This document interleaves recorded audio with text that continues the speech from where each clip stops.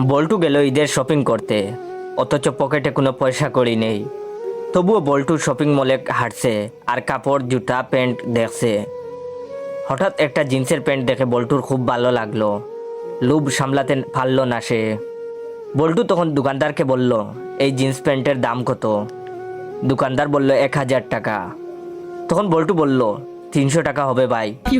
দোকানদার বলল, কি যে বলেন, না এতে হবে না। তখন বল্টু বলল, তাহলে 320 টাকা রাখবেন? দোকানদার বলল, না। একদম 700 টাকা নিবেন? বল্টু বলল, না আমি 420 দিব। দোকানদার বলল, শেষ দাম 500 টাকা হলে নিয়ে যান। বল্টু বলল, না ভাই, শেষ দাম 450 হলে বলেন, না হলে আমি যাই। তখন দোকানদার বলল, আচ্ছা নিয়ে যান। তখন বল্টু প্যান্টটা হাতে নিয়ে দিল এক দৌড়। দোকানদার চিৎকার করে করে বলল, কিরে প্যান্টটা যখন চুরি করবি তাহলে এতক্ষণ দামাদামি করলি কেন? বল্টু দৌড়াতে দৌড়াতে বলল, আরে দামাদামি না করলে তোমার 1000 টাকা লস হতো, এখন 450 টাকা লস হয়েছে।